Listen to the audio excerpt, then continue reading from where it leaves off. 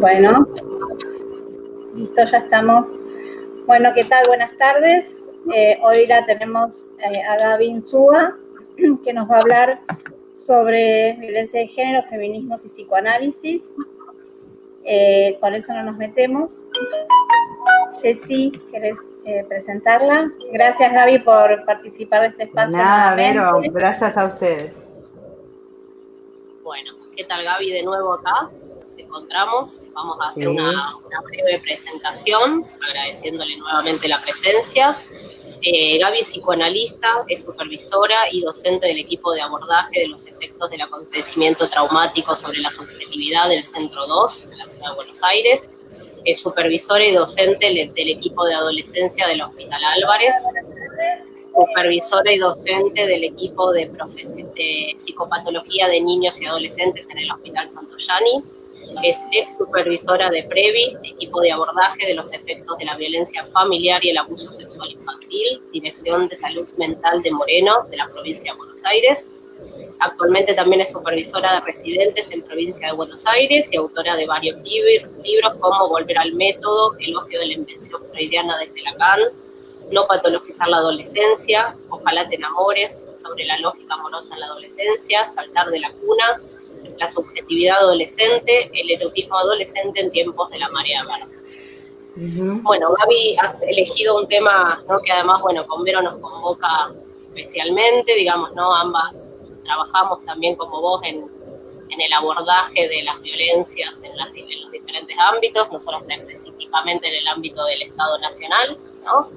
Y bueno, como introducción pensamos con Gabriela que era importante también poder compartirles algunos datos, ¿no?, de lo que se recoge en el trabajo de campo específico con las víctimas. Y bueno, vamos a compartirles algunos de esos datos para que los puedan tener. Veníamos conversando recién y nos parecía importante poder precisar que la violencia, digamos, o sea, que actualmente conocemos como violencia de género, no se distribuye de igual manera según uno sea varón o mujer, ¿no? O sea niño o niña, en referencia a adultos. Y vemos que, digamos, esa distribución tiene, digamos, como unos porcentajes altísimos en cuanto a ser agresor o víctima, ¿sí? Las estadísticas que vamos a compartir son estadísticas del programa Las Víctimas contra las Violencias, que es un programa que existe desde el año 2006 en lo que hoy pertenece al Ministerio de Justicia y Derechos Humanos de la Nación. Fue creado por la doctora Eva Giberti y trabaja en terreno con víctimas tanto de violencia familiar como sexual. ¿Sí? Las estadísticas son entonces estadísticas de trabajo de terreno recogidas por el Estado. Hablábamos hace un ratito, ¿no?, que justamente el 88% de víctimas, sobre todo de violencia sexual, pero también de violencia familiar, son del género femenino. Y en contrapartida, el 88% de los agresores, sobre todo de la configuración en violencia familiar, son varones, ¿no? Otra estadística que nos parecía importante, teniendo sobre todo en cuenta el trabajo en terreno de Gaby también, es que si tenemos o hacemos un recorte entre niños, niñas y adolescentes de entre 0 y 10 años, lo que vemos es que lo más probable es que la violencia que padezcan esté dentro, ¿no?, dentro de sus casas, pero además dentro de sus conocidos o cercanos, en una proporción de 50% de familiares directos hasta los 10 años, ¿no?, un 30% de conocidos y un solo 10,8% de desconocidos, ¿no? Cuando ese niño o niña crece, lo que sucede a partir de entre los 11 y los 18 es que los conocidos siguen abarcando, ¿no?, o sea, la amplia proporción de casi un 90%, de un 54% conocidos directos o indirectos, pero los desconocidos ahí sí empiezan, digamos, ¿no?, a tener un poquito más de protagonismo, porque es, digamos, el momento en el que el niño, niñez sale al exterior. Bueno, Gaby, vamos a compartirlas, después vemos si las compartimos en algún comentario o algo para que tengan estos datos y los puedan pensar un poco mejor, pero te dejamos conversar. Dale, cómo no. Después al Bueno, final, siempre sí, abrimos a preguntas que con Vero y yo te vamos leyendo y acompañando. ¿Vale? dale, perfecto. Suerte. Bueno, primero buenas tardes, muchas gracias a la tercera Género y Diversidad, muchas gracias a Vero y Jessy. Como puse por ahí en las redes, para mí es un gustazo estar acá porque es un espacio, nada, de un respeto y una ética por las temáticas que tienen que ver con los derechos humanos y la diversidad sexual en su relación al psicoanálisis que realmente me da mucho gusto y agradezco enormemente la invitación de nuevo porque tuve la suerte de estar ya en otra oportunidad. Bueno, a ver, lo que Jessy nos transmitió me sirve mucho porque, digamos, me da marco para lo que yo voy a tomar, que obviamente en una charla que en tiempo es breve, digamos, no voy a poder ni ahí desplegar todo lo que quisiera, pero esas estadísticas dan marco a lo que yo voy a ceñirme, que es a la o sea, ahora les digo cómo lo titulé, pero violencia de género escuchada desde el marco de el diálogo entre psicoanálisis y feminismo. Bueno, les leo una frasecita de una feminista argentina del año 1900, más o menos, si no me equivoco, maestra, periodista, anarquista. Bien, ella dijo, se llamaba Herminia Brumana, ¿sí? A mí me gusta mucho esta frase. Ella dijo, la mujer que no lleva la vida que desea debe alzar la voz de protesta consigo misma y con los otros, para obrar de acuerdo a lo que necesita y quiere, mirando hacia atrás para nunca olvidar. Bueno, esto lo dijo una mujer anarquista, feminista, en el 1900. ¿Y por qué digo que me gusta mucho? Porque, bueno, más allá de que no pondría el debe, porque el debe me suena muy super yoico, claramente ella dice alzar la voz de protesta consigo misma, ¿sí? Y con los otros, o sea, ubicando que el patriarcado claramente también está en la mujer, digamos, y después dice mirando hacia atrás para nunca olvidar, o sea, ¿no? Digamos, como dejando bien en claro que esto no es sin la historia. Vamos a qué quiero tomar con ustedes hoy. ¿Cómo titulé el encuentro? ¿Sí? No nos metemos con eso. Violencia de género, psicoanálisis y feminismo. Bueno, a ver, ¿por qué puse no nos metemos con eso? Porque esa es la frase que recibí de muchos colegas, por el año 98, cuando empecé a supervisar, yo ya venía estudiando con François Dawan y con muchos otros el acontecimiento traumático, entonces ya lo preformado, digamos, del psicoanálisis ortodoxo en algunos lugares ya me hacía como ruido, digamos, pero en relación a lo traumático. Pero bueno, viniendo, trabajando ya con pacientes, bueno, con veteranos de Malvinas, con pacientes con muchos adolescentes y niñas abusados. En ese momento empiezo a supervisar un queridísimo equipo, que tal vez alguna o alguno del equipo esté allí, que se llama ahora Previ, pero se llamó Provi. En el año 98-99 empiezo a supervisarlo clínicamente, fueron 15 años de un laburo hermoso, y que se ocupaba de lo que en ese momento se llamaba violencia familiar o violencia doméstica, después de la ley de violencia de género del 2009, violencia de género, y de abuso sexual en las infancias y adolescencias. Bueno, cuando yo comentaba con los colegas con los que compartía espacios, ¿no? Digamos, y más o menos de mi recorrido, digamos, comentaba que había aceptado la supervisión y que después contaba cómo trabajaba la cuestión de lo traumático en los hospitales, en las supervisiones. Me miraban y muchos, digamos, ponían sonrisitas sarcásticas y otros sencillamente decían, pero el psicoanálisis no se mete con eso. Esta era la frase. No nos metemos con eso. Entonces, al interrogar yo qué quería decir, no nos metemos con eso, lo que aparecía era que, de nuevo, o estaba la sonrisita sarcástica me diciendo, pobre, guau, se va a hacer psicología por allí o algo por el estilo, va a supervisar psicológicamente, o directamente a esta frase de no nos metemos con eso seguía la siguiente, ¿no? Que sostenía como la otra supuestamente. Nosotros, los psicoanalistas se supone, ¿no? Nosotros somos lectores. O sea, Digamos, esa era la frase, digamos, ¿no? Nosotros somos lectores. O sea, quería decir, y entiendo porque también comparto, que, digamos, como psicoanalistas somos lectores, lectoras de lo que irrumpe del orden de la verdad subjetiva, en un lapsus, en un fallido, en cualquier cosa que salga en la sesión de análisis y que de alguna manera, digamos, hace que el sujeto se escuche, digamos, aquello que tiene que ver con el orden de la verdad. Eso nadie lo excluye, nadie lo niega. Pero el tema es que parecía que ser lector de las formaciones del inconsciente, para decirlo así, o de la verdad subjetiva, excluía cualquier posición que tuviera que ver con escuchar algo del orden del discurso social, el discurso histórico, el discurso hegemónico, ¿sí? Entonces, ¿qué iba a ser yo? Una psicoanalista formada desde hace muchísimos años, freudiana, lacaniana, ¿no? Digamos, ¿qué iba a ser yo como supervisora en un equipo o en varios equipos, digamos, ¿no? Donde había trabajadoras sociales, psicólogos en formación psicoanalítica, psicopedagogos, médicos, bueno, y donde se interactuaba de repente con la justicia y con instituciones? No nos metemos en eso, nosotros somos lectores. Bueno, con no nos metemos en eso no coincido, por supuesto que no.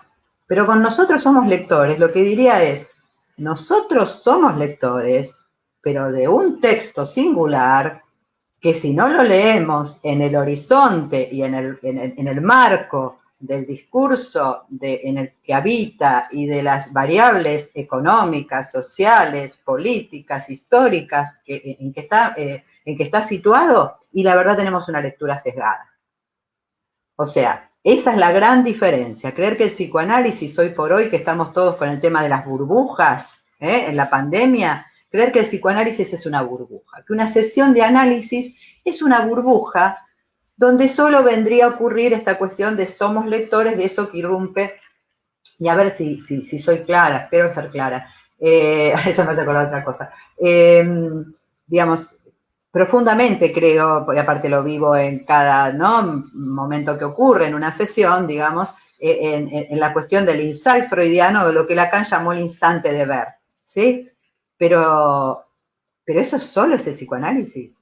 El psicoanálisis es solo estar allí para escuchar eso y entonces ponerlo ahí en juego frente al paciente que tal vez lo escuchó, tal vez no lo escuchó, y entonces producir con eso una nueva significación o el oleaje de significantes, que todo eso es. Pero, ¿qué lectura puede hacerse? Es como si yo leyera, no sé, un recorte del diario y no pensara en de lo económico y no pensara en la macroeconomía. ¿Qué lectura puede hacerse? ¿Para qué le puede servir a un sujeto, digamos, que eso que irrumpe, digamos, de alguna manera no sea leído en un contexto? Sobre todo cuando hablamos de pacientes que nos visitan con riesgo de vida, ¿sí? Urgencia, ¿sí? Atravesadas por el sojuzgamiento del sistema judicial, digamos, a la mirada social. Entonces, ¿sí? Soy lectora, no me cabe la menor duda que soy lectora, me apasiona, mi pasión es la X, digamos, lo que irrumpirá ahí y todo lo demás, pero la verdad que no sé leer si no es en el contexto de una historia, de una época y de variables que van mucho más allá de las formaciones del inconsciente, o mucho más acá, o las incluyen, como lo quieran llamar. Bueno, entonces por eso no nos metemos en eso, por eso fue el título, digamos, ¿no? A su vez, por esas épocas en que yo empecé a meterme en esto, ¿sí? Cuando se hablaba de mujeres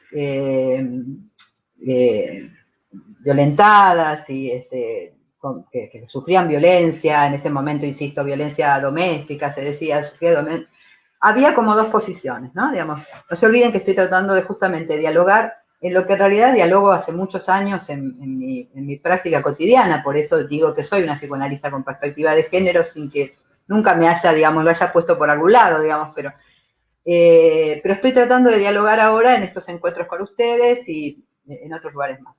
Decía, en ese momento cuando me decían no nos metemos en eso y la risita sarcástica, a su vez la mujer violentada, digamos, ¿sí?, era mirada por el lado del psicoanálisis, ¿sí?, más ortodoxo, insisto. Lo que se buscaba era qué lugar, digamos, en qué lugar de su fantasma, en qué construcción fantasmática, en qué lugar estaba alienada ese otro, ¿sí? Y por eso repetía, y por eso si se separaba de un violento volvía a otro violento. Era eso lo que se miraba, sin contextuarlo en esto que hablábamos recién de la lectura más amplia. Ahora, eso era un extremo, ¿verdad? Del lado del feminismo había, digamos, un odio muy grande hacia el psicoanálisis, porque lo que decían, hoy por hoy sabemos que hay feminismos, ¿no? No un feminismo, lo sabemos, pero bueno, yo acá no me voy a explayar en eso. Pero del lado del feminismo lo que decían era que en realidad el psicoanálisis, y tenían bastante razón en relación a ciertos psicoanalistas, que el psicoanálisis ubicaba a la mujer como una, digamos, algo así como una masoquista a la que le gustaba sufrir, digamos, era una cosa por el estilo. Entonces, en esa dicotomía, en esa oposición, quedaba en el medio el padecer de la mujer cis o trans, digamos, que estuviera padeciendo. Bueno, si encima era una mujer trans, encima, y lo digo así con todas las palabras, porque así era visto, ¿sí? Sin duda era ubicada como del lado de la perversión o la psicosis. Ahora, ustedes me dirán, estás hablando en pasado, y la verdad es que estoy hablando en pasado porque les estoy contando lo que me pasó cuando empecé a trabajar estas cuestiones, hace ya, ¿no? 20 y pico de años. Pero esto es del presente. Esto sigue ocurriendo. Esto sigue ocurriendo. Es decir, esto sigue ocurriendo y sigue ocurriendo que hay colegas, ¿sí? Que por supuesto que siguen, y los vemos en textos que vamos leyendo, de algunos dialogamos, ¿no? Que siguen ubicando a lo trans del lado de la perversión o de la psicosis, ¿sí? Que siguen siendo como muy sutiles y muy políticamente correctos con la homosexualidad, pero no se entiende bien tampoco qué le pasa en relación al Edipo. Esto sigue ocurriendo, ¿sí? Y por ejemplo, en relación a la cuestión de las mujeres y de la violencia de género, también sigue ocurriendo que se lee por allí que los psicoanalistas, si realmente estamos en la posición que tenemos que tener, tenemos que entender que hay amores, distintas formas de amarse, y que algunas incluyen la violencia. O, por ejemplo, cosas como que la mujer consiente con su responsabilidad a su padecimiento. A ver, soy analista. De ninguna manera voy a decir que en una elección de una mujer en relación a una pareja no hay una pregunta que hacerse. Hace muchos años ya, en un Imago Agenda, donde tuve el gusto de escribir, y también escribió Volnovich, el maestro Volnovich. Ahora voy a decir una cita de una de demás, escribió un artículo que titulé Dar lugar a la pregunta. O sea, creo profundamente que en el seno de una sesión de análisis con una mujer que padece o padeció violencia de género, hay que abrir a que pueda preguntarse, digamos, por su elección, por su lugar, por lo que sostiene, pero eso no puede dejar de ser leído en el linaje histórico de esa mujer, que claramente, linaje, ¿no?, familiar, donde claramente si vamos atrás vemos la repetición de lo traumático, de lo idéntico, abuela violentada, madre violentada, bueno, etcétera, etcétera, etcétera, y también del discurso hegemónico que la habita, digamos, donde entonces no es solamente lo que armó en el anclaje fantasmático, sino claramente que hay un discurso que no la habita ella sola, digamos, ¿sí? También habita el analista que está escuchando desde ese lugar, y a todos, ¿sí? Obviamente muchos luchamos para salir de esa captura, digamos, y que eso es, digamos, no escuchado, o sea, escuchar el consentimiento con su responsabilidad en su padecimiento, la verdad que no es dar lugar a una pregunta, es casi un discurso jurídico y de sentencia, y eso, esto que digo es de un texto de no hace mucho tiempo, ¿sí? Como esto de decir que hay amores, que como analistas tenemos que entender que hay amores. Había otra cosa que decía el texto, pero bueno, ahora no me voy a acordar, me resultó un poco fuerte, pero que tenía que ver con esto, con una forma, digamos, modalidades violentas del amor, ¿no? Digamos, que de alguna manera entonces retira todo totalmente, primero la dimensión del delito, y ahí está de nuevo, muchos analistas dicen, ¿qué tenemos que ver con eso? Bueno, ahora vamos a hablar un poco de lo que tenemos que ver con eso, ¿no? Pero digo, eso sigue pasando esa lectura, digamos, que hacía que muchos analistas me dijeran, ay, bueno, va a ser psicología esta, supervisar. va a supervisar con psicología, no va a supervisar psicoanálisis, ¿no? Bueno, la frase que se engarza en eso que me decían y en esta posición que tienen muchos colegas, ¿sí? A esto de somos lectores, ¿se acuerdan? No nos metemos con eso, somos lectores. Hay un psicoanálisis muy ortodoxo que dice, a ver, frente a una mujer violentada, golpeada, en riesgo, lo que sabemos es que ella dice que le pegan.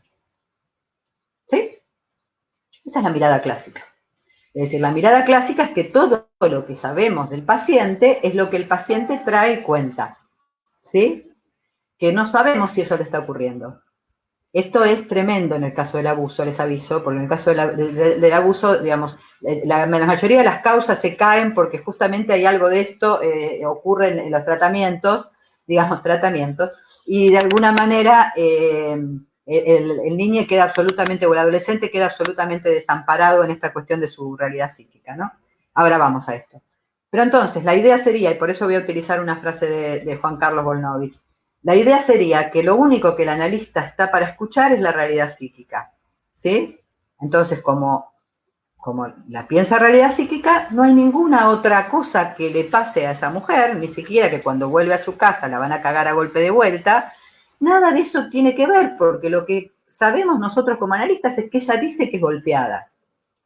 Bien, les leo la frase, el párrafo de Juan Carlos Volnovich, ¿sí? Dice, es del libro Abuso sexual en la infancia, y va a hablar desde el abuso sexual, pero esto aplica para la violencia de género.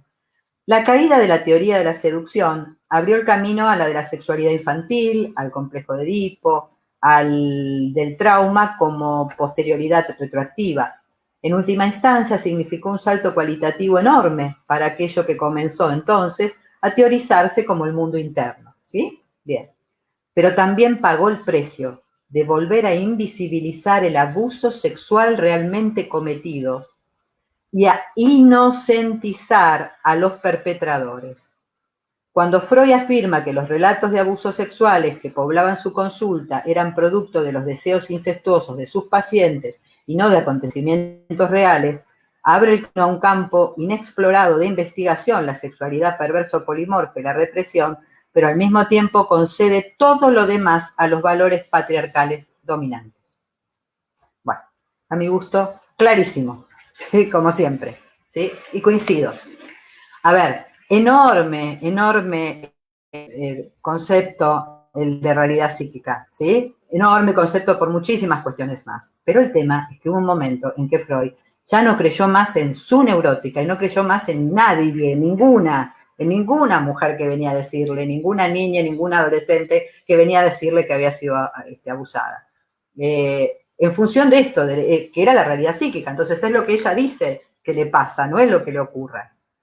Bueno, la frase de Juan Carlos no necesita que le agregue nada más. Pero, por ejemplo, me da ganas de decir, con todo el enorme respeto y admiración y agradecimiento que tengo por Freud, me siento freudiana en muchísimas cosas, lo que tengo para decir es que Dora, ¿sí? De quien se habló tanto y demás, y se habla tanto, pobre Dora, bueno, Dora, digamos, uno al leerlo desde una perspectiva que no sea solamente el psicoanálisis, digamos, más ortodoxo, la cachetada de Dora, ¿sí? No viene a cuento solamente de que es una manera de mostrar o digamos, de evidenciar que el señor K no es lo que le interesa, sino que lo que le interesaba era el enigma de la mujer que estaba en la señora K. Digamos, si uno piensa que Dora tenía entre 13 y 14 años, ¿sí? O sea, era para la época era una puber en la frontera con la adolescencia, ¿sí? En la época en que estamos, en que Freud toma historial, 13 o 14 años, y que el señor K debía tener, no sé, 40 y pico, la edad de Dora la sé, la del señor no me acuerdo, o más, y que su padre, o sea, el padre de Dora, literalmente la estaba entregando al señor K para que lo distraiga mientras él estaba con la señora K, bueno, claramente esto no tiene que ver solamente con la realidad psíquica Y claramente, así como el límite para Freud, desde la lectura de Lacan, y coincido, ha sido el amor al padre, yo lo llamaría el amor al patriarcado, digamos, no solamente al padre, ¿no? Porque la verdad que la lectura de Dora como una mujer ya que podía decidir quién amaba, quién no amaba, una niñita de 13, 14 años, habla también de una mirada patriarcal. Bueno, la frase, insisto, de Juan Carlos me parece que es rotunda. Habemos analistas que tratamos de mirar desde otro lugar, y desde ahí es donde yo entiendo el psicoanálisis con perspectiva de género. A ver, recién me reía que dije, esto me hace acordar otra cosa, porque recién dije, quiero ser clarita, clara, y les voy a contar algo, miren, que es una digresión, pero a mí me suelen decir, muchísimas veces como elogio, lo agradezco enormemente, pero otras veces con una cosa de desestimación, seguro, que yo cuando transmito o en mis libros, ¿sí? Me dicen la siguiente frase: lo que pasa es que a vos se te entiende. Entonces, insisto, muchos me lo dicen con mucho agradecimiento y bárbaro. Pero hay otros que me lo dicen, o tres que me lo dicen con una cierta cosa de, bueno, son como sencillita al escribir o al hablar. Yo creo que esto tiene que ver con una gran confusión, ¿sí? Que es creer que cuando uno transmite o cuando uno escribe, está en una sesión de análisis. Digamos, la verdad que donde creo que no se trata mucho del entender, aunque algunas cuestiones sí, digamos, pero que se trata de que se produzca eso que hablábamos antes, el insight, el instante de ver, es en una sesión de análisis, ¿sí? La verdad que en una sesión de análisis no se trata de explicar, se trata de que irrumpa, lo cual no quiere decir que no se acompañe en otros momentos con cuestiones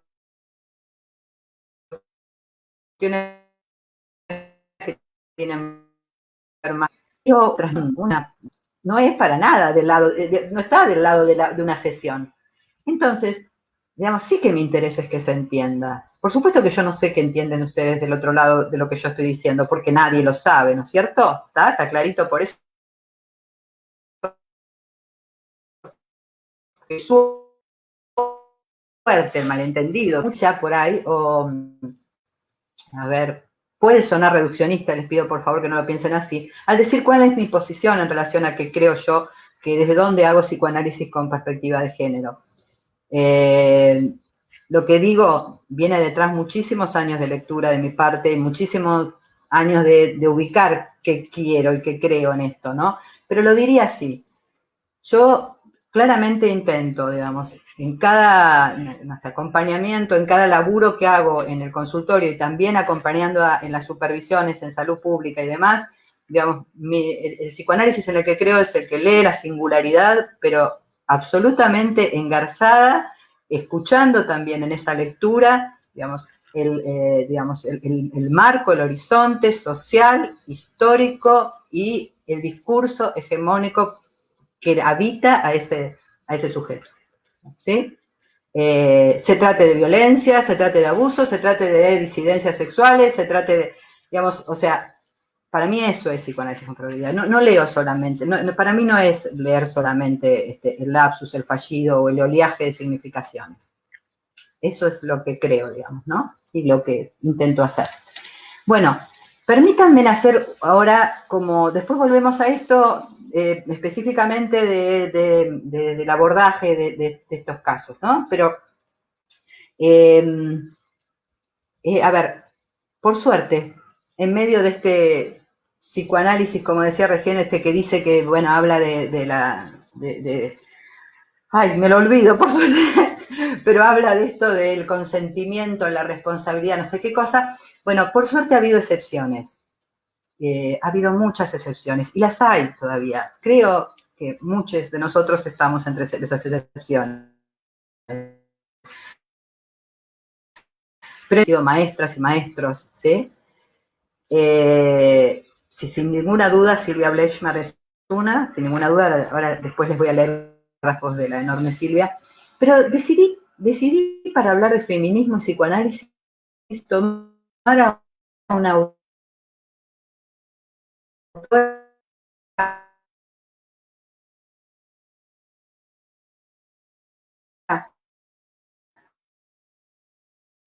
que en su vida misma muestra, se me fue ¿cómo se llama? La visión, entonces no sabía si estábamos transmitiendo. Bueno, en su vida misma muestra, y en su relación al psicoanálisis, lo difícil que es sostener un psicoanálisis que no se divorcie ni de la política, porque el feminismo es una posición política, que no se divorcie de la posición, que no se piense como por fuera de la política.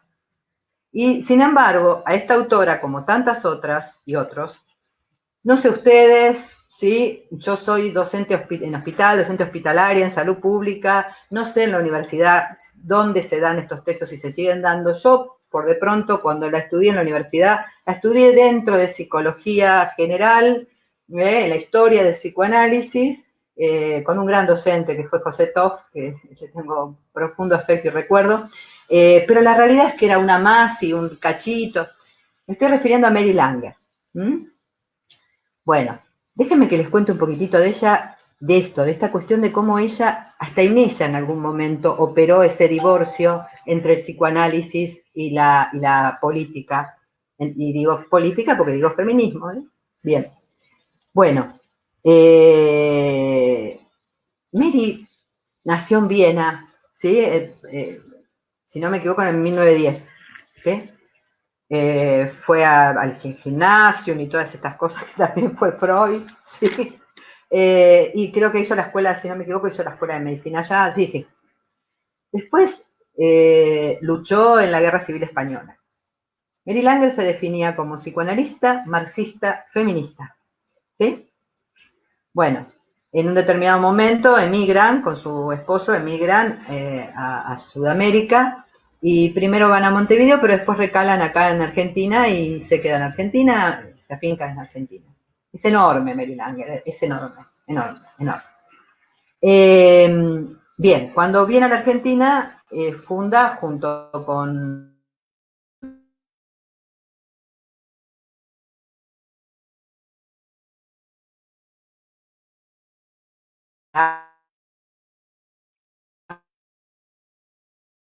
APA, la Asociación...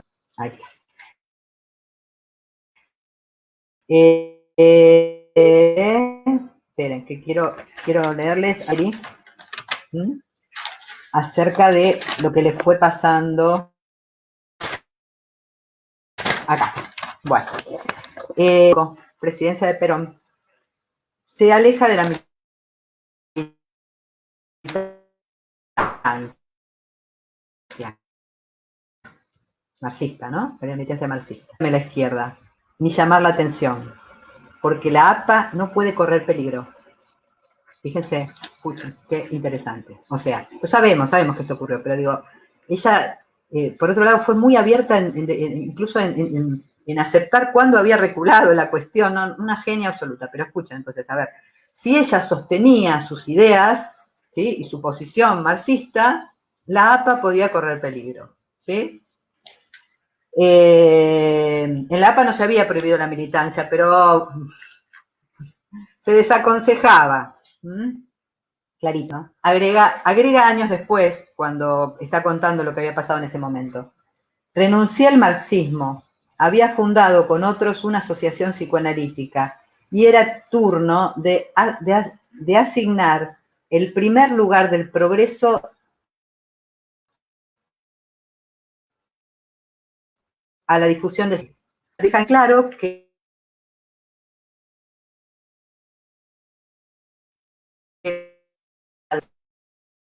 sí,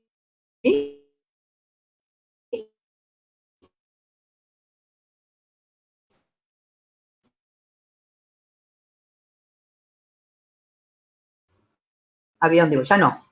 Si era psicoanalista, bien. Bueno, en 1969, ¿sí? Con Onganía en el poder, la APA se acerca y se alía, digamos, se acompaña, para decirlo así de alguna manera, a los movimientos sociales, incluso a las huelgas. Y entonces ahí Mary dice, ya somos muchos los que comprendimos que no son excluyentes, que no tienen por qué excluirse el psicoanálisis, el feminismo y el marxismo. ¿Sí? Vuelve atrás sobre sus pasos y recupera de alguna manera ese lugar. Discúlpenme que voy a ver si me están mandando un mensaje desde Vero. Ah, me dice que se entrecortó. A ver.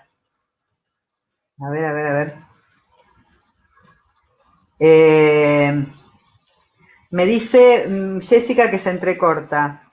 Voy a hacer una cosa, voy a moverme a otro lugar de la casa para ver si ahí la internet está mejor.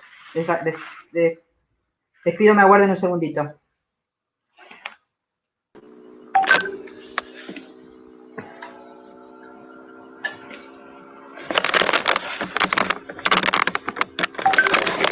Hola, Gaby. Sí, me voy a correr a otro lado, al lado Dale. del Wi-Fi. Sí, se entrecorta un poquito. ¿Se entrecortó mucho? Un poquito, sí. Ahí va. Estoy al lado del Wi-Fi ahora y este es uno bueno, así que generalmente no tengo problema. Bueno, me había puesto en otro lugar de la casa para tener mejor, más luz, ¿viste? Bárbaro. Chau. Bueno, ahí te esperamos. Dale.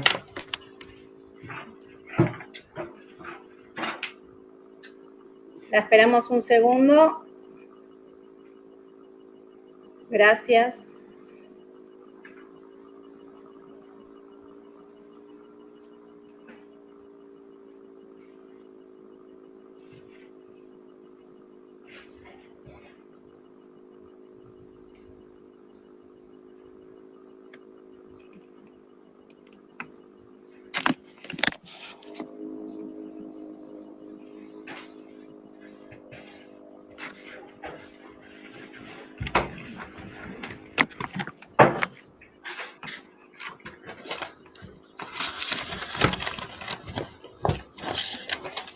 Gracias, Gaby, por toda la movida.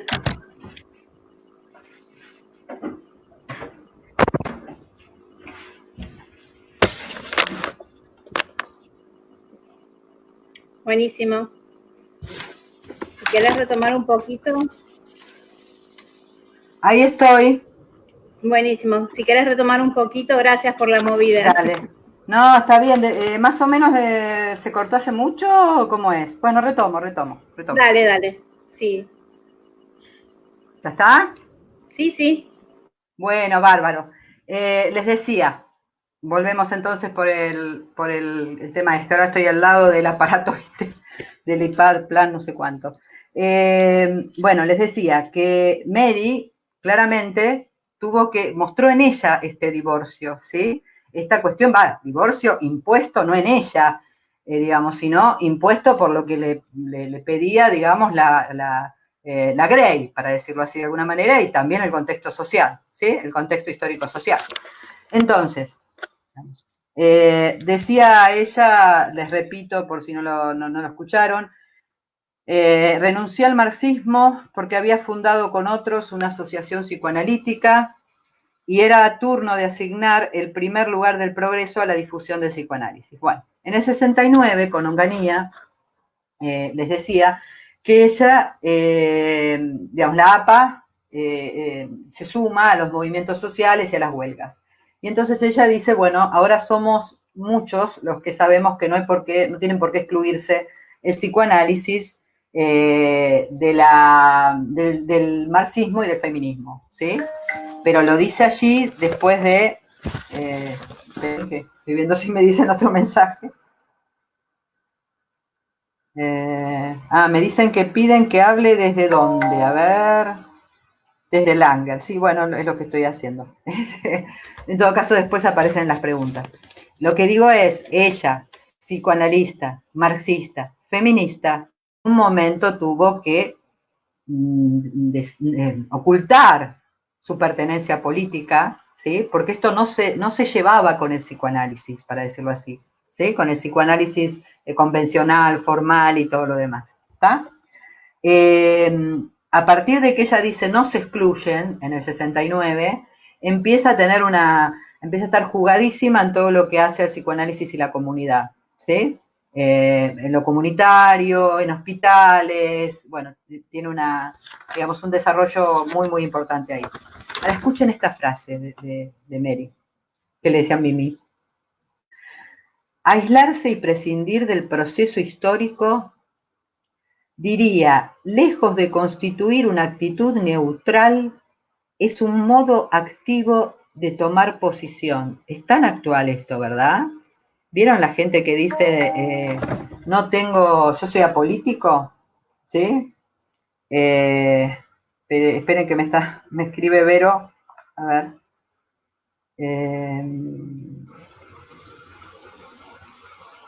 Bien, no, pero creo que ya está.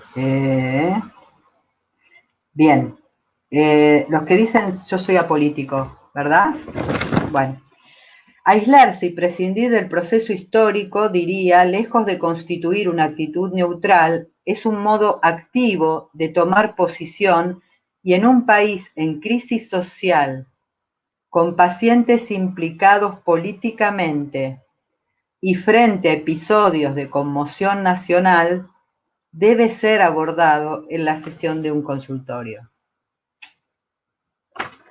Estamos hablando de una mujer psicoanalista, feminista, ¿sí?, que dijo esto hace muchos años ya. Sin embargo, parece de toda actualidad, ¿verdad?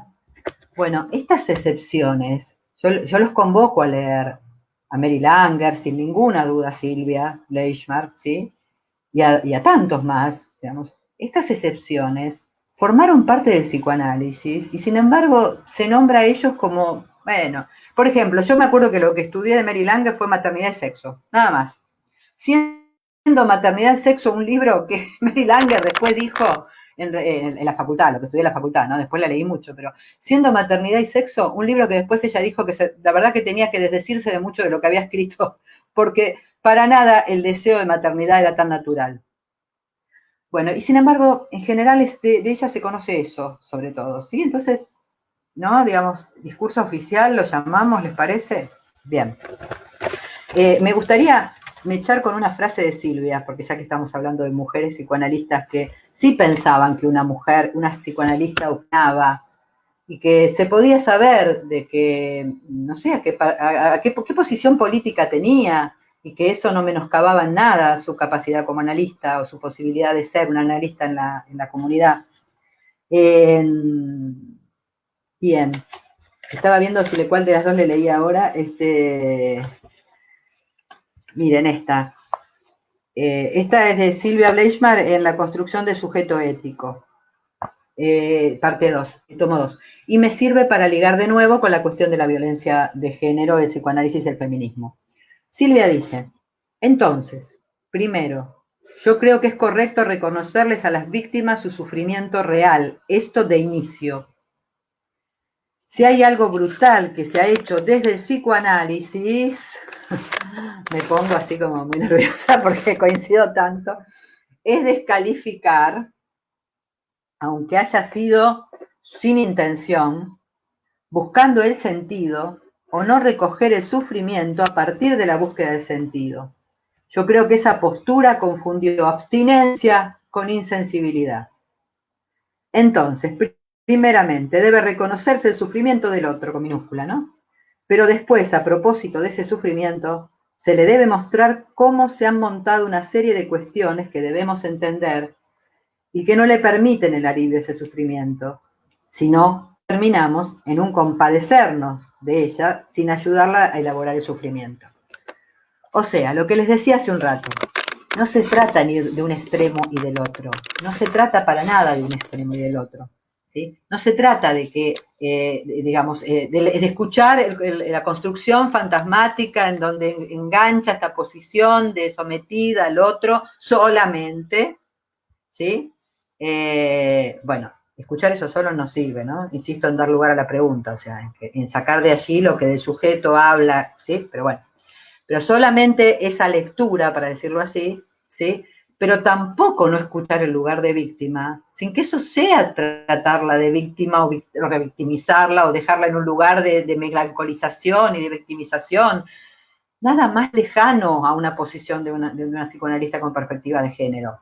Porque esto también es algo que se escucha mucho, ¿eh? Lo que se escucha mucho es que quienes trabajamos en psicoanálisis con perspectiva de género, lo que estamos haciendo es ubicarla en un lugar de víctima y nada más. Entonces, todo lo que queremos es que, bueno, que salvarla del riesgo, digamos, físico, y que en realidad entonces nos convertimos en una suerte de psicólogos o psicólogas de maternaje.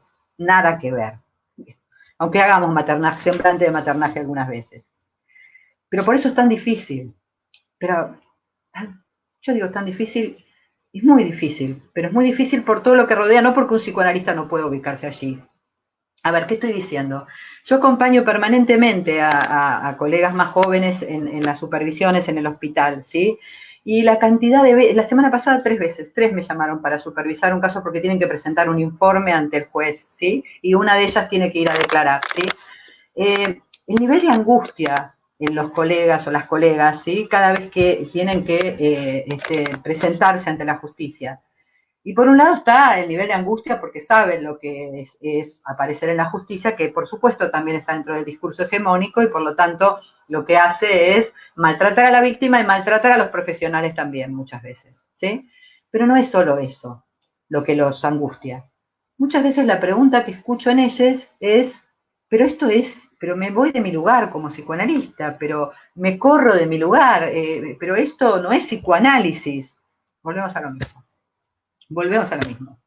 Es decir, a ver, yo estoy escuchando a mi paciente X, que me habla supongamos que de la violencia verbal de su marido y que no aguanta más y habla. Y entonces algo de lo que dice me lleva a mí a marcarle de algo que entonces tal vez puede ser que ella ahí escuche primero la repitencia en la historia de eso que viene, digamos, ¿no? O sea, digamos, el linaje, como decía hace un rato, que escucha alguna cuestión muy singular, digamos, y que ahí se desenganche algo y algo se produzca, pero a su vez, esa mujer es, ¿lo denuncio o no lo denuncio?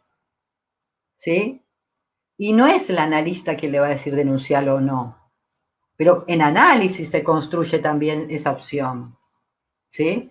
Una de las cosas que escuché en estos días o leí es que muchas veces una mujer decide una denuncia por presión de los medios de comunicación, dicho por un analista. O sea, que son los medios de comunicación que le meten el ciento tanto, llamá, como decía hace un rato, 137, llamá, entonces son los medios de comunicación, no es ella la que decidió la denuncia. La verdad que esa generalización me parece tremenda, ¿no? Pero más allá de eso, digamos, justamente muchas veces en el consultorio, en el laburo analítico, ¿sí? La paciente decide si denuncia o no denuncia y cómo. Y por otro lado, cuando en realidad, digamos, el analista también va a dar ahí, digamos, no algo del orden de la opinión, como si uno fuera un opinólogo, sino a la lectura de la historia y a la aberración que sabe que está viviendo, va a dar ahí, digamos, a veces una intervención que es un límite y que la ayuda a pararse, a pivotear en eso para tomar una decisión, ¿sí? Entonces, todo esto es trabajar en el análisis. Y cuando los colegas o las colegas se sienten como, no, pero y en esto no estoy siendo analista. ¿Estoy siendo analista por qué? ¿Por qué no está siendo analista? ¿Por qué? A ver, ¿en qué cosa no está siendo analista? Porque entonces si yo llamo a la hermana, por supuesto, uno nunca llama a nadie sin que el paciente sepa que está llamando, ¿sí? Está claro, pero claramente el analista que se mete en estas cosas, no nos metemos con eso, ¿no? Yo a veces pensaba que a lo mejor muchos colegas no se metían en esto porque eran bastante vagos o vagas. Porque el analista o la analista que se mete en esto, por supuesto que sabe que por ahí va a tener que hablar, obviamente, con familiares, buscar red social, buscar interactuar con familiares, que tal vez es citado, no como perito de partes, eso es otra cosa, sino va a ser citado por ahí como el analista de la persona que está haciendo la denuncia, o bueno, lo que fuera. Digamos, o sea, se interactúa con otros espacios y hay que moverse un poco, ¿sí? Pero eso no tiene nada que ver con que no se trate de psicoanálisis, ¿sí? Depende de lo que cada quien entienda por psicoanálisis, eso es claro, ¿no? Bueno, también, yo ya voy a ir un poquito, vamos avanzando ya en los últimos tramos. Digo, no es lo uno o lo otro, ¿sí? No es entonces, escucho a la letra en el consultorio, pero solo eso hago. Yo de ninguna manera, si viene la paciente y dice, o viene como me ha pasado, ¿no? Digamos, viene la paciente, no sé, llorando a mares porque recién ha recibido, digamos, ha sido víctima de una violación por parte de su marido, ¿sí? Y uno en ese momento, ¿qué hace? Le pregunta qué se le ocurre con eso, ¿sí? O no sería interesante que uno le pudiera decir, sencillamente, bueno, dar cuenta con algo, con un gesto, con una palabra de la aberración de lo vivido, lo criminal de lo vivido, para escuchar después después antes, quiero decir, usted me entiende, escuchar cómo esto lo dice ella en el hoy, digamos, ¿sí? Pero aparte de esto, hay una cosa que se me está escapando, digamos. En estas reiteraciones, donde uno en la historia ve que abuela, bisabuela, madre, de hecho, ahora les voy a contar 2 palabras, un caso que me acuerdo en este momento, pero abuela, madre, víctima de violencia, o violencia en la familia, o abuso, el abuso es el linaje del abuso, ¿no? Esta cuestión. ¿Todo pasa por el fantasma? O sea, ¿qué nos pasa a los psicoanalistas que no leemos a Colette Soler, a François Dawan, a Gadelaire, a Hassoun, hasta Germán García, en su Actualidad del Trauma, para poder decir que hay algo, hay eventos, como puede ser un terremoto, la guerra, un duelo, un robo, digamos, montones de cosas, y violaciones, abusos, ¿sí? Que tienen una característica de acontecimiento traumático y no de fantasma, no de discurso, y que entonces repiten, reiteran, idéntico. No, eso no se escucha. No se escucha nada de eso. Nada de eso. Todo tiene que entrar dentro de la realidad psíquica. Bien. Y por otro lado, aparece la cuestión de las tipologías en algunos abordajes. Por supuesto, ustedes me dirán, y sí, esto es muy común de los abordajes conductistas, y sí, lo es, ¿sí? Todo abusador es tal cosa, ¿no? Los perfiles, digamos, ¿sí? Del abusador, los perfiles del violento, los perfiles de la mujer golpeada. Digamos, a ver, yo puedo entender, y hasta ahí, a mí me encantaría que los peritajes forenses también revieran y empezaran a hacer con perspectiva de género. La verdad que no estoy encontrando. Pero puedo entender hasta ahí que para algún informe judicial, donde, digamos, la justicia no se maneja mucho con perspectiva de género, se escucha algo del orden de la tipología, ¿no? Pero esto no solo se escucha en el conductismo, también se escucha en el psicoanálisis hoy. Decir que el varón desea, pero no ama. Y que las mujeres aman, y aman demasiado. Como decir también que toda mujer violentada está en una posición histérica y que todo violento es psicópata. Todo eso es una barbaridad. Digamos, y la clínica lo muestra. O sea, yo a veces me pregunto qué clínica ven, porque o atienden. La clínica lo demuestra. Esta cuestión de que todo violento es seductor. No, hay violentos seductores y violentos que no son seductores. No hay cliché, y eso es justamente digamos, lo más complicado para aquel que está, o aquella que está trabajando desde un cliché, porque se le va a escapar la tortuga. Se le va a escapar la tortuga cuando busque, a ver, pero este tipo, no es seductor este tipo, entonces no, ¿qué quiere decir? No responde al perfil del violador o golpeador o el femicida. Bien. Bueno, así dialogo yo entre el psicoanálisis y el feminismo.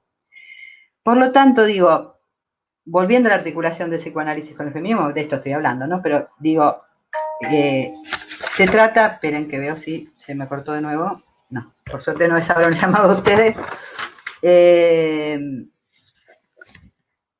¿Hay una acción violenta? Hay una acción violenta. Que ahí en las estadísticas que dijo Jess queda clarísimo, ¿no? Digamos, ¿sí? Queda clarísimo, digo, que en un enorme porcentaje, enorme, en general, el violento es de género, es el hombre. Insisto en decir que cuando hablo de mujeres cis y trans.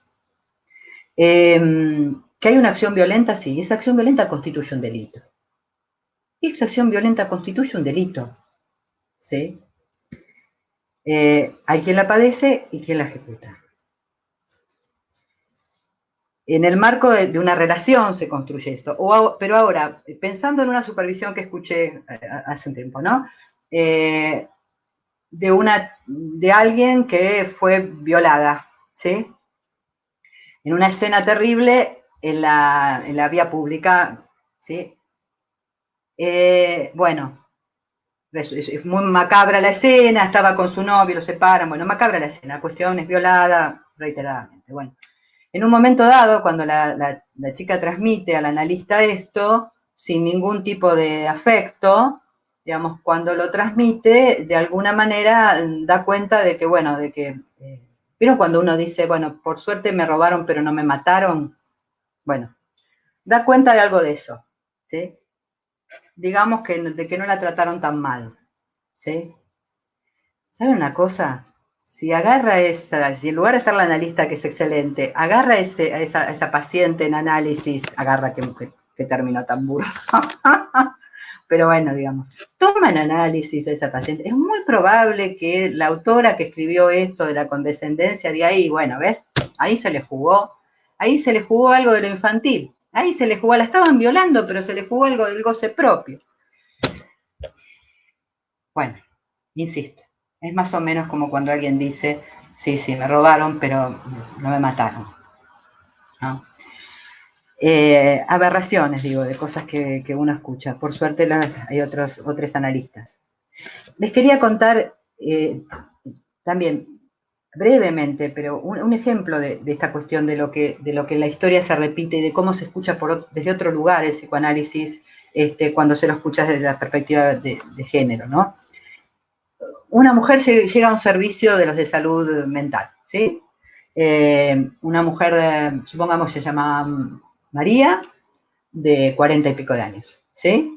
María llega por un oficio judicial, ya tenemos lo judicial ahí, ¿sí? Pero que el psicólogo, la psicóloga que la va a atender en el equipo que yo superviso, digamos, ya ahí no es un psicoanalista porque va a tener que hacer algún tipo de informe y eso no, los psicoanalistas no. Bueno. Llega por una denuncia de un juzgado, ¿sí? La denuncia la hace una de las hijas mayores por violencia del padre hacia la madre, hacia María y hacia ellas. Bueno, empieza todo el movimiento, digamos, darle un espacio en entrevistas a María y por otro lado, digamos, la gente de trabajo social empezar a articular con el servicio local, con la fiscalía, bueno, con todos los actores que haya que articular y con el terapeuta, ¿no? O la terapeuta. Bueno, se consigue una perimetral, ya hay una perimetral, y no me acuerdo si en la fiscalía o donde empiezan a recibir al supuesto, porque es supuesto mientras esto esté en juicio, digamos, ¿no? Violento, digamos. Que por supuesto dice que fueron solamente acaloradas discusiones. Las acaloradas discusiones le costó a María una nariz rota, entre otras cosas, agullones y maltrato durante un montón de tiempo. Bueno, en determinado momento, ¿sí? Ya les dije, hay una perimetral, perfecto. En un determinado momento, Juan, pongámosle, empieza a violar las perimetrales, empieza a ir hacia la casa y María lo deja entrar. Esto lo lleva a su sesión de análisis y bueno, la analista trata de una psicóloga de salud mental, de formación psicoanalítica, trata de que pueda escuchar ahí, ¿no? De algo del orden de la repetición y esto, y bueno, todo lo demás. En un determinado momento, María no solo lo deja entrar, sino que lo deja quedarse. Bueno, María termina internada, ¿sí? Está viva, por suerte, pero termina internada y gravísimo, ¿sí? Bueno, por supuesto que está en el medio todos los actores de todas las cuestiones. El tema a lo que apunto es esto. La colega, que insisto, está en formación y está viéndose con esto, que es arrasador y es como muy complicado, se enoja muchísimo con la paciente. Se enoja. Y por suerte lo trae a supervisión, ese enojo, ¿sí?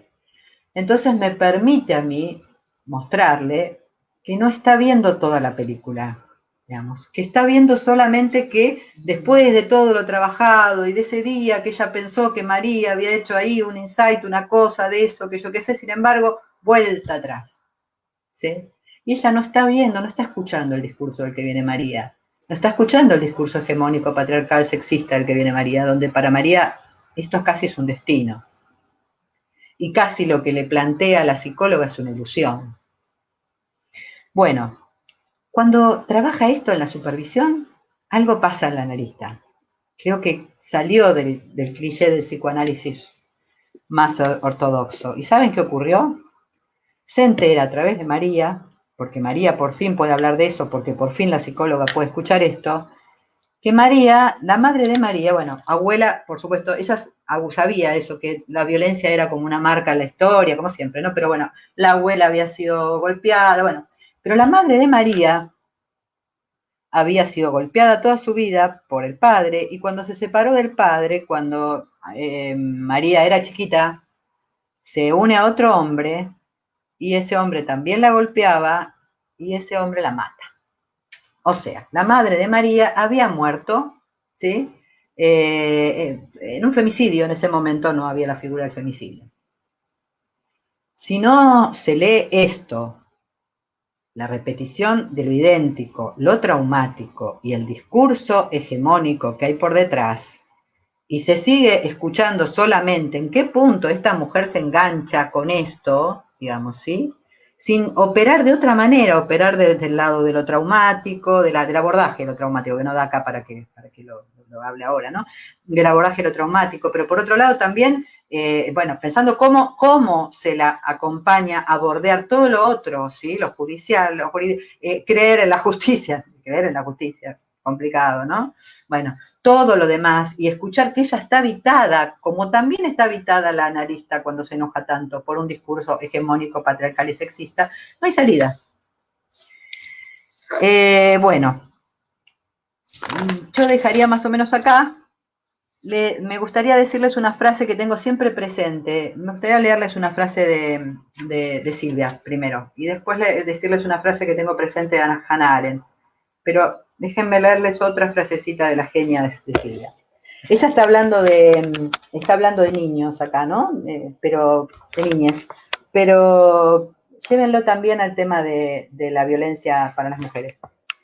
Si hay algo impresionante en el adulto es la intolerancia ante el sufrimiento del niño y cuando se acusa al niño de fingir. A mí me impactó mucho cuando descubrí en un texto de Bauman que esa era una forma de entrenamiento de los SS. Decirles a las víctimas de su violencia que exageraban y fingían, por lo cual cuando mostraban sufrimiento había que castigarlas más duramente. Esto que aparece ahí de una manera tan brutal y terrible, yo creo que también es terrible cuando pasa con un niño en un medio familiar. Cuando el niño sufre y el adulto no lo soporta, ni le cree y le dice que no haga teatro. Esto no pasa solo con los niños, también pasa con las mujeres violentadas. No se les cree. ¿Cuántos de los femicidios que tenemos hace años y que ahora los más cercanos, cuántas veces ha ido esa mujer a hacer una denuncia? ¿Cuántas veces tuvo que soportar las burlas cuando fue a denunciar? ¿Sí? ¿Cuántas veces? ¿Sí? ¿Cuántas veces desde el psicoanálisis también lo que se lee es, y esta cosa, sí, pero es que ahí hay una fantasía histérica, o ahí hay, y ahí no, ella está capturada, alienada al deseo del otro, y con eso lo cerramos ahí, y listo. ¿Sí? Bueno, la frase que les decía de Hannah Arendt,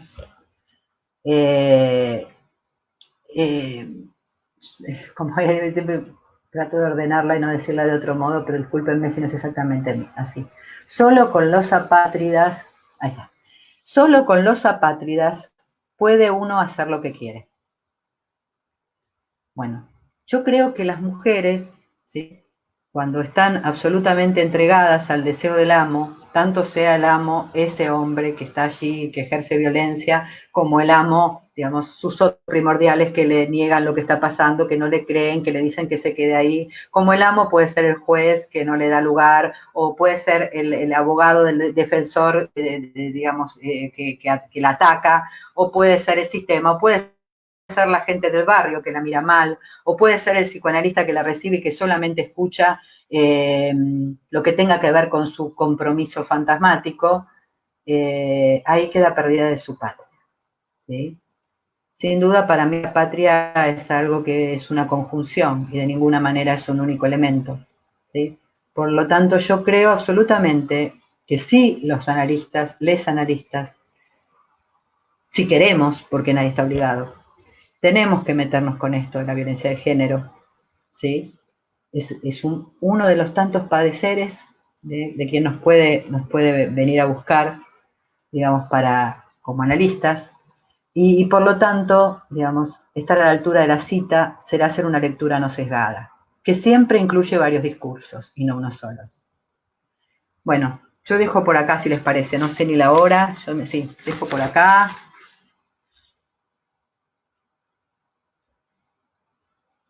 Jessica, Vero, acá estamos. ¿Ves? ¿Estamos? Sí. Bien. Bueno, gracias, Gaby. ¿Se escuchó o se entrecortó mucho? Cuando te avisamos. Ah, Después me parece que se regularizó y, digamos, cosas de la tecnología, ¿no? Bien. Bueno, vamos a ir leyendo algunos de los comentarios o preguntas. Hubo como muchos, después lo lees tranquilo, agradecimientos, digamos, con respecto a la exposición y lo que planteás, la posición ética, digamos, ¿no? Que después vas a leer vos más tranquilo. Sí. Pati P. dice, por ejemplo, me gustaría que nos cuentes tu posicionamiento respecto de lo que dice Lacan de la responsabilidad y cómo entenderlo para poder servirse de eso, si es que se puede. Y que no juegue en contra, sobre todo, del violentade, ¿sí? Yo ahí, Pati, diría violentada, porque me parece que acá tenemos todo el derecho a mencionar el femenino. Después, el que se ofenda va a ser una estadística mínima, así que... Está bien. ¿Voy contestando de a una o me vas leyendo? Dale. Perdón, no por quien se ubica en el no binario, digo, ¿no? O sea, lo digo... No, entendí. Digamos que ahí hasta sí podemos, ¿no? Darnos ese juego. Y después, en respuesta a eso, Alejandra Gómez Hermida dice, yo diría que Lacan dice elección forzada por el otro, sea quien sea. Esas dos creo que me parece las puedes responder juntas, después vamos con otras, si querés. Muy bien, bueno, coincido con las dos en que es una muy buena pregunta y lo que dice Alejandra también coincido, pero el tema sería así, un poco esto tendría que ver con esa famosa frase de Lacan, que no la voy a decir seguramente bien, pero ¿qué parte tienes tú de responsabilidad en el padecimiento que te aqueja? Es así, ¿no? Creo que Patti alude a eso, digamos, ¿no? A ver, vuelvo al punto. Cuando yo escribo dar lugar a la pregunta, Patti y Alejandra, y sí coincido con Alejandra, dice, cuando escribo dar lugar a la pregunta es eso, pero no del orden de consentir a la responsabilidad de mi padecimiento, sino, a ver, en esto que me está sucediendo, ¿sí? ¿Que yo lo elegí? O como dice Alejandra, la elección está forzada, ¿sí? Elección forzada es fantasma, ¿verdad? Elección forzada es la alienación al otro, digamos, ¿sí? ¿Hay una elección subjetiva? ¿Yo estoy eligiendo esto? Digamos, o hay una elección forzada. Y en esa elección forzada, la perspectiva de género, lo que incluye, chicas, es que la elección forzada no es solamente, no sé, porque en el fantasma yo crecí siendo la tonta entre mis hermanos, y entonces no podía aspirar a otra cosa que a este hombre que tengo, ponele, ¿sí? No es solo eso es una parte de la cuestión. La elección forzada tiene que ver también con que esa mujer nació, se crió, su madre también y su abuela también, en un discurso patriarcal, es decir, tener ese lugar era destino.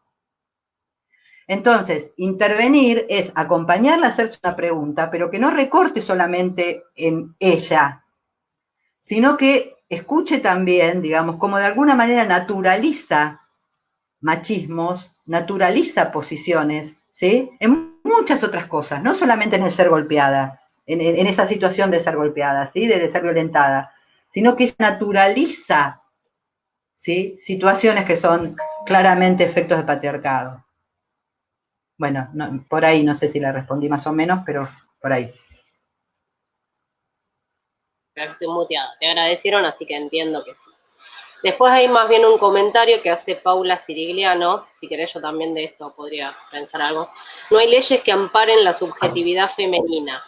dice, y la justicia redobla la violencia hacia ellas con formato patriarcal. La ley debe intervenir para acotar y no lo hace. Bueno, a mí me gustaría que vos des tu opinión. Yo digo una sola cosita, Jessy.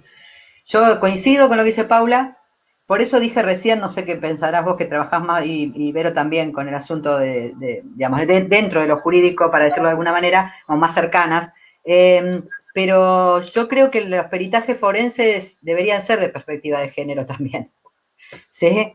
Porque son absolutamente capciosos, ¿sí? Coincido con Paula. La justicia no, o sea, la mayoría de las veces, no voy a decir siempre, no puedo generalizar, pero la mayoría de las veces revictimiza.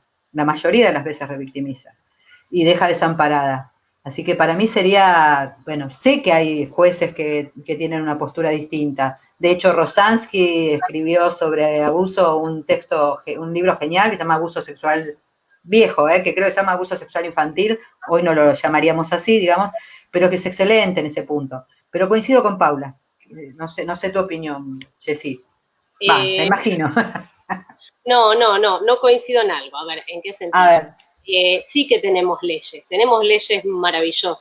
Eso sí, en Argentina, claro. Comparación, digamos, de muchos otros lugares y demás. Lo que me parece es que la ley es un abstracto y es aplicado por sujetos, digamos, que están ampliamente inmersos en, digamos, una sociedad, que en este caso es machista, patriarcal, digamos, y demás. O sea, no son las leyes, digo, las que no amparan. De hecho, como vos mencionabas, tenemos leyes, digamos, de los últimos años que contemplan un universo mucho más igualitario. Lo que pasa que, bueno, el tema es, como vos decís, la aplicación de esas leyes. ¿Qué juez va a sancionar? ¿Qué perito va a hacer, digamos, una interpretación de los dichos de un niño o de una mujer adulta? O sea, me parece que, digamos, o sea, hay una frase que dice la doctora Giberti siempre que, digamos, o sea, las leyes van a estar bien cuando ciertos jueces mueran, digamos, ¿no? Siendo, digamos, bien contundente con el planteo, digo, o sea, el tema el problema es que no criemos otros iguales. Exactamente, ¿no? Como dice Volnovich, a quien vos mencionabas, que no se reacomoden y sigamos haciendo lo mismo, digo, me parece que el punto es ese, o sea, entiendo lo que dice Paula perfectamente. Lo que tendríamos, digamos, es que, bueno, por eso está la ley Micaela, digamos, ¿no? En este momento y demás, es que quienes las aplican y quienes hacen que la ley sea efectiva tengan, digamos, una sensibilización o una perspectiva diferente. Sí, Eso coincido. Coincido. Mariela Yesurón, decir violento o agresor es esencializar.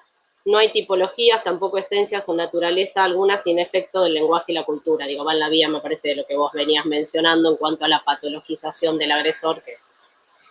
Tal cual, tal cual. La patologización del agresor y la patologización de las relaciones humanas, ¿sí? O sea, porque decir que el hombre desea y no ama es una barbaridad, ¿sí? Ya ni siquiera no sé cómo llamarlo. No sé si llamarlo patologización, no sé. O que la mujer ama demasiado, digamos, la verdad que son posiciones que son tan tremendas como decir que todo hombre que golpea o que violenta es psicópata y toda mujer que padece violencia es histérica. O sea, sí, totalmente. Y de alguna manera, cuando ahora acá en este decir, en esta charla, dije golpeador o dije violento, la verdad que claramente sí es un modo de decir. En todo caso, tendría que haber dicho siempre el hombre que ejerce violencia, ¿sí? Está bien, la verdad que sería así. Y la mujer que lo padece, ponele, ¿no? Digamos, sí, yo no creo en esencializaciones y no creo en ningún tipo de perfiles. Además, digo, con las estadísticas, por ejemplo, que hablábamos inicialmente, tendríamos entonces una cantidad de psicópatas, pero terrorífica. No sé si eso se equipara. Bueno, a ver, Paula también, el trauma y su abordaje debería ser desde lo real del trauma. Me parece que va un poco en la línea de tu trabajo. El abuso, la violación y los actos aberrantes. Sí. Coincido, o sea, lo traumático no puede tratarse y abordarse como si fuera una novela fantasmática. Lo traumático, esa muerte de esa madre a María, la ponía ahí a repetir un encuentro de vuelta con aquel que de alguna manera la fuera a matar como su madre murió, digamos. Era abordado por otra vía, era por otra vía, digamos, y no por el lado de pensarlo solamente en torno a que dónde se jugaba su deseo allí. ¿sí? Bien. A ver, yo estoy viendo comentarios más bien en el orden del acuerdo, digamos. Acá tengo una más, ¿me escuchan? A ver, dale. Sí, te escucho. Camila dice, Gabriela, ¿cuál es su opinión respecto a los tratamientos ofertados en distintos dispositivos estatales de trabajo con hombres violentos? Ay, pero no entendí bien, Vero. A ver, ¿cómo? ¿Cuál es mi opinión? ¿Cuál es su opinión respecto a los tratamientos ofertados en distintos dispositivos estatales de trabajo con hombres violentos? ¿Ahí me escuchas? Bueno, la verdad sí, gracias. A ver, ¿a quién hace la pregunta? La verdad que Camila. no... Bueno, Camila, la verdad que no he leído demasiado, no me he metido demasiado, por lo tanto no quiero dar ninguna opinión, digamos, categórica, pero sí voy a decir algo. Cuando empezamos el programa aquel que les conté, que sigue trabajando, el equipo Previ, en el momento que empezamos con el Provi, una de las consignas una de las decisiones que tomamos es que justamente, y yo creo en eso, una de las decisiones es que íbamos a tratar por separado, pero íbamos a abordar a los hombres que vinieran, digamos, habiendo ejercido violencia, ¿sí?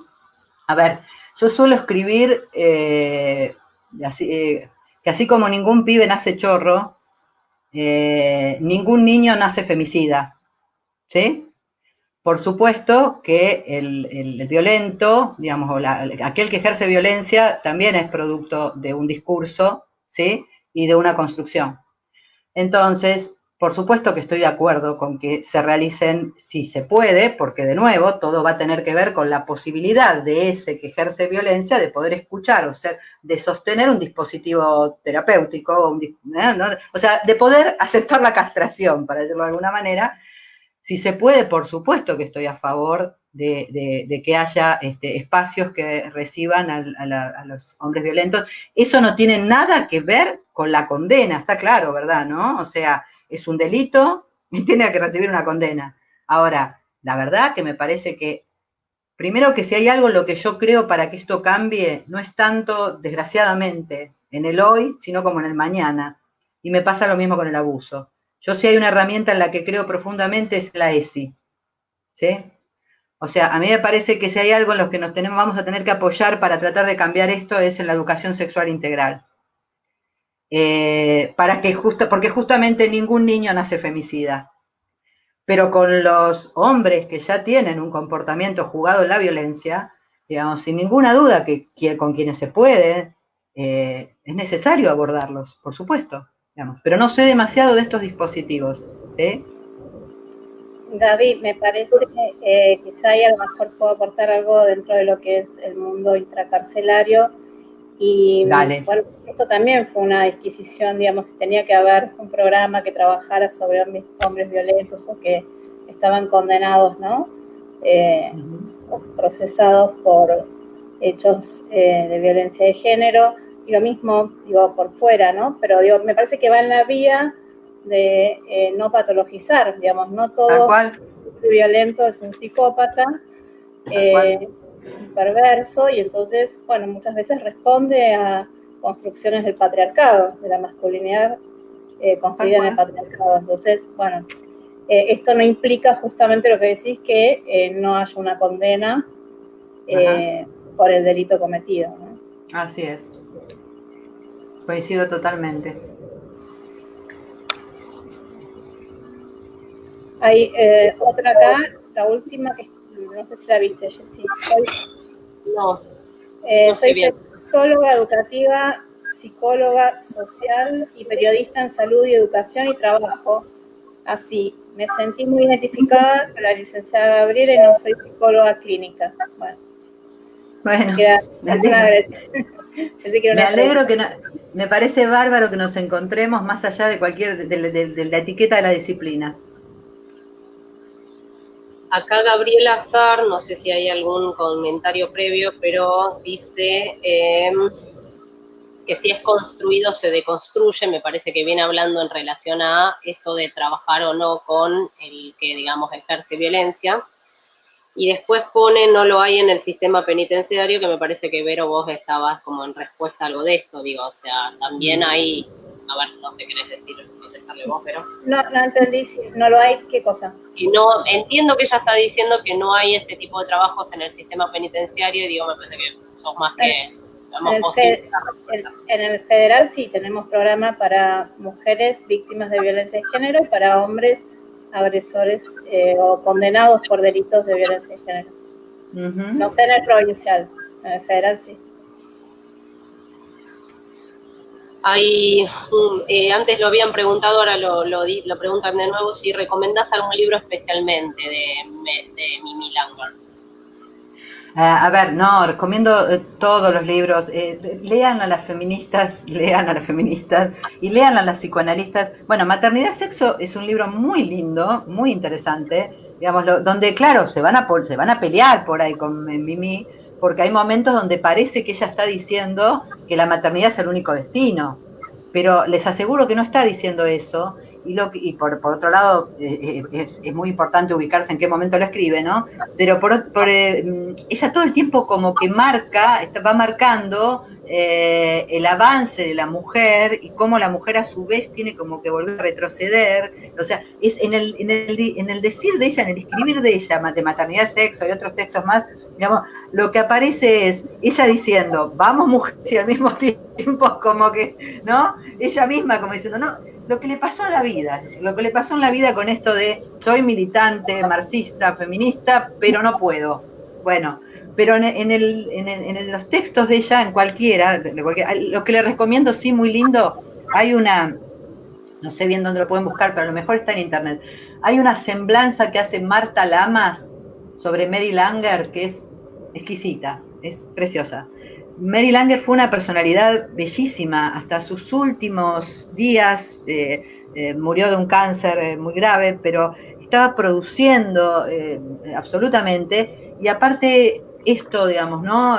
Esta posibilidad, a mí me parece, bueno, ustedes me conocen, algunos me conocen, y Vero y Jessy me conocen, yo me he encontrado más de una vez con una cosa tan ridícula como que uno no puede decir, el otro día lo hablábamos con otra psicoanalista en Facebook, que uno no puede decir si es no sé, cuando subo algo del feed porque soy de izquierda, no, pará, que sos psicoanalista. ¿Cómo vas a hacer eso? Digamos, ¿cómo vas a...? Bueno, este divorcio también pasa con el feminismo. No digas demasiado que sos feminista, porque sos psicoanalista. A ver si todavía se le mezcla al paciente cuando, no sé, al que no se le mezcla al paciente. Se le mezcla a los colegas que pretenden que vivamos en burbujas. A ellos se le mezclan, porque a los pacientes no se le mezclan, ¿sí? Es decir, no hay ningún problema. Yo puedo escuchar a mis pacientes que sean absolutamente de otro palo, político, bueno, de hecho, cada una de nosotros seguramente tiene pacientes que no todas están con la ley de aborto. Y sin embargo, no dejan de ser nuestros pacientes y nuestras pacientes, y no hay ningún problema con eso. Bueno, por eso, para mí la gran resistencia es del analista, la gran resistencia es de la Grey, ¿sí? Que como le pasó a Mary Langer, en un momento no le decían no seas marxista, pero le decían no digas que sos.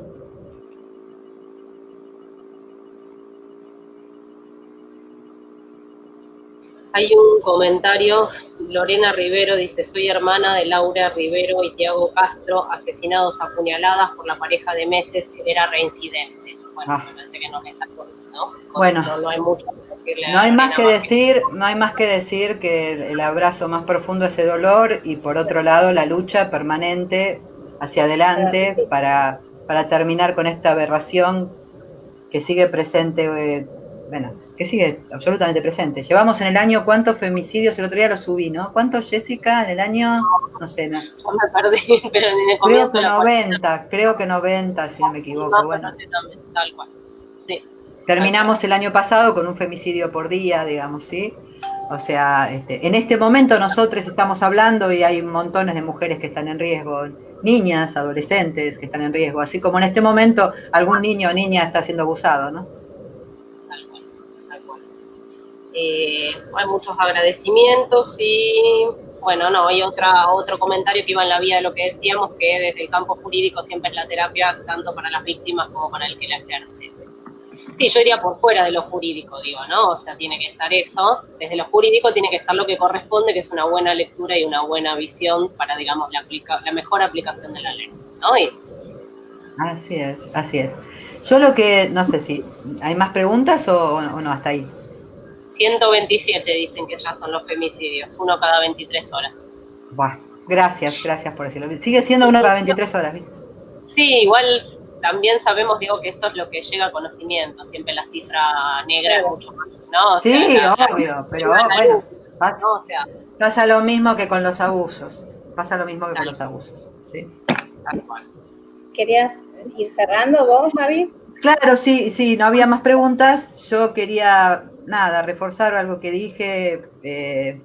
Por ahí acá sí se me juega mi militancia, pero mi militancia en esto de escuchar, digamos, de tratar de sacarnos los tapones que la formación profesional nos hace muchas veces, ¿no? Digamos, de creer que en nuestra praxis o en nuestra disciplina, sea el psicoanálisis, sea la psicología conductista, sea la medicina, o sea, ahí se acaba el mundo y la lectura, ¿no? No puedo leer, realmente no puedo creer que podamos leer, digamos, lo que un sujeto viene a traer si no tenemos una perspectiva del discurso en que se enmarca eso, ¿sí? Es decir, no podemos creer que es lo mismo escuchar a un adolescente hoy que escuchar a un adolescente de hace 50 años. La verdad, me parece que no es así, ¿sí? Y no podemos creer, sobre todo voy a esto, y quiero ser clarísima con esto, cuidado con eso de por algo volvió. Cuidado con eso pero te das cuenta, pero sí volvió. La mina volvió. La mina volvió es lo mismo que por algo habrá sido de la dictadura, es lo mismo que, y bueno, ¿qué querés? Si fue a la fiesta con la pollerita así, se fue con 3 machos, ¿sí? De las violaciones a los adolescentes. Es decir, ese reduccionismo, gente, está en el psicoanálisis también. Y creo que todos nosotros tenemos que ser parte de trabajar, de construirlo, ¿no? Eso, quería decir. Bien. Bien. Vos mencionabas un texto que yo había subido a Facebook de una analista que justamente planteaba estas cuestiones, ¿no? Y una de ellas era que Sí. justamente los medios impulsan a que haga la denuncia y que luego, en realidad, la mujer se arrepiente de la denuncia de su hombre, ¿no? Decía así claramente. Y bueno, me parece que va en la línea de esto que decís. Absolutamente va en la línea de eso que digo. Me parece tremendo, ya su hombre parece tremendo, pero por otro lado, la cuestión de creer, bueno, se escucha y se desliza también en otras frases. Se desliza cuando se escucha la mujer ama demasiado. ¿Qué es demasiado? ¿Qué es esa medida? ¿Quién pone la medida? ¿Desde qué lugar teórico, conceptual, alguien puede decir cuál es el demasiado del amor de una mujer o de un hombre? ¿No? El deseo de un hombre es violatorio, por ejemplo. El ¿no? deseo de un hombre es violatorio. El No hablo deseo de con un hombre es violatorio. Bueno, son cosas con las que no voy a coincidir nunca, con las que lucho mucho. Escribí en el erotismo adolescente justamente sobre esto. Y vuelvo a decir, y también lucho contra cualquier posición en los feminismos absolutamente extremista y que lleva a que ninguna pregunta hay que hacerse. O sea, ¿no? Vuelvo a esto. No es que la mujer no tiene que hacerse la pregunta de la que hablaban Patti y Alejandra. El tema es cómo se hace esa pregunta y cómo escucha el analista cuando escucha. ¿Ah? Muchas veces en la clínica, no sé si les habrá pasado a ustedes, pero justamente digo, esta pregunta que vos decís, uno habilita la pregunta por cuál fue el rasgo a lo mejor que lleva a repetir una elección en relación a un hombre, y tiene que ver con otra cosa, ¿no? Con la violencia, tiene que ver con la seducción, con todo lo que viene de la mano del amor romántico, ¿no? Y bueno, atrás de eso viene la violencia, entonces no necesariamente alguien elige un hombre violento, sino que a lo mejor se eligen otros rasgos que también están enraizados y están aprendidos, que se supone que es lo que tiene que elegir una mujer cuando elige un hombre, ¿no? Así es. Y atrás de eso viene lo otro. Y además, retomando un poco lo que vos habías hablado en la charla del año pasado, porque hoy me quedé pensando cuando lo conversabas, ¿no? O sea, también vos te acordás que contabas este ejemplo de la señora que a cierta edad venía porque nunca se había enamorado, digamos, ¿no? Ah, sí, lindísima paciencia. Bueno, además, digo, me parece que es una posición ingenua y hasta peligrosa, digo, pensar que todos los vínculos están armados desde el amor, digo, ¿no? Hasta de una ingenuidad peligrosa, digo, ¿no? Sobre todo quienes trabajamos. Yo siempre digo, o sea, yo tengo mi consultorio en Palermo, pero cuando salís un poquitito de ahí, sabes que no todos los vínculos se constituyen en ese entramado, ¿no? Entonces, hasta incluso leerlos con su hombre, el amor, digamos, ¿no? Y es por lo menos peligroso, digamos. Esa señora venía con la pregunta de qué es eso que llaman amor. Tal cual. ¿Sí? Y ella tenía armada una vida con un señor, con su marido, estaba todo bien con el marido, pero ella nunca se había enamorado. Bueno, lo que dice Jessie, ¿no? Digamos, o sea, pero aparte, a ver, me parece tan tremenda la cuestión esta de tal cual, universalizar el amor, como me parece tremendo. Yo escribí hace poco un texto que no me voy a acordar ahora el título bien, para la gente del CIAF, que era algo así como de lo romántico del amor no es el amor romántico, ¿no? O sea, yo muchas veces discuto con, bueno, tengo una hija adolescente, muchas veces discuto con los adolescentes, hay a veces en el consultorio también, pero acerca de que no todo amor, digamos, porque sea romántico, es el amor romántico. El amor romántico es ese que justamente tenía que ver con ejercer el poder, digamos, de la sumisión de la mujer desde la cuestión del romanticismo, para decirlo así, digamos, pero sos mía solamente, ¿no? Sos mía, únicamente mía, porque sos mía, te mato si no sos de otro, bueno. Pero más allá de eso, tampoco ir contra lo romántico, ¿sí? No es eso. Esto es lo que me parece que nosotros estamos en un momento donde está buenísimo que rompamos con cliché, porque está lleno de cliché.